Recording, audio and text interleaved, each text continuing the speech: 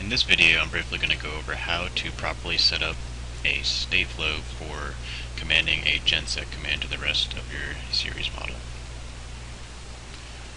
So first we got to go into Simulink, open my Simulink library, start a new file, and to get to the Stateflow, you see it at the very bottom here, it says Stateflow, and you just pull this chart anywhere into your Simulink model. Once I have the Stateflow chart, I can double click it to open it, and that brings up this blank document.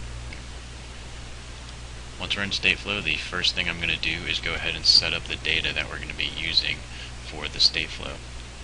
And in order to do that, I need to go to this button here, the Model Explorer, and open it up. And what this allows you to do is choose the data that you're going to be using in Stateflow so you can have the proper conditions and input and output the proper data. So as you see, we have no data going in or out right now, so what we need to do is go to the Add Data button, go ahead and press that once, and we can go ahead and start adding what we're going to be doing. So I'm going to first start by putting my output, which is going to be the genset on off command, and I'm going to put this to be an output. Go ahead and add a couple of these and enter them. We're going to need the state of charge, which is going to be an input because it's going to be the current state of charge of the vehicle. We need also a target SOC. That is also going to be an input to the vehicle. This is going to be a parameter that we define in MATLAB. And we also need the time, the simulation time, because one of the parameters that I want to be using is that you don't constantly change states every couple seconds. I want to put a time constraint. So in order to do that, I want to be logging how long we've been in a certain state. And to do that, I'm going to do make an entry time data, and that's going to be only a local variable, so it's contained inside of Stateflow. So now that I have all my data set up, I can go ahead and exit this and start building my states. So to build the state, you click this button here, and you can place this anywhere. And this is going to be my first state. I'm going to make the state for genset on. And just as a note, Stateflow does use the same language as C, so if you know that, you can use it. But anything after entry is what executes upon entry to the state. So when I enter genset on, I want to start logging my entry time. So I'm going to set my entry time, my local variable, to the simulation time that it enters at T. And then I'm going to make this turn on my genset on off command. So I'm going to set this to equal to 1. So now that I have my genset on state set up, I want to generate my genset off. So I can go ahead and, just like MATLAB, you can hold right click and it'll duplicate the state that you clicked on. So I'm going to name this one genset off. And once again, I want to continue logging that time that I entered. So I want to log the entry time, this variable entry time, and then I want this to be turning genset command off. So we need to decide which state that we're going to have the program start in. In order to do that, you click on this button here. It's a transition button, and you can just click anywhere on the brim of a state. And now this is where we're going to be entering the state.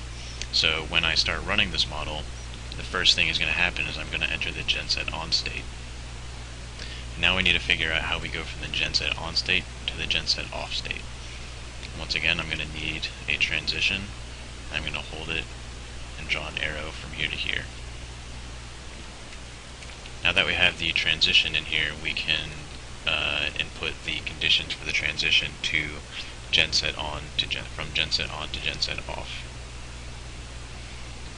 So in order to change states, I want it to meet a couple conditions. Firstly, I want it to only transition if it's been in the previous state for at least 30 seconds.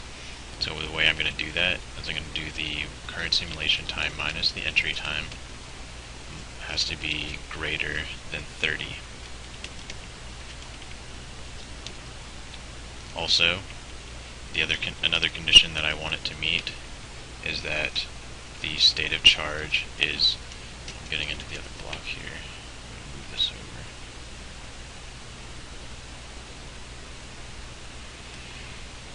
The other condition that I want to meet is that the state of charge is greater than the target SOC, and I'll give it a little bit of buffer room of about 2%.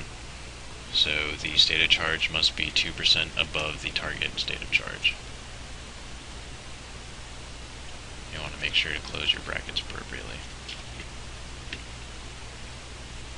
So that is the condition that I will go from genset on to genset off. Now I also need a condition to go from genset off back to genset on. To do that, I'm going to do that the same way. And because I want my condition to be pretty similar, I'm just going to copy paste this in here. Except I want the target state of charge. So once again, I want it to only change if it's been in the genset off state for longer than 30 seconds.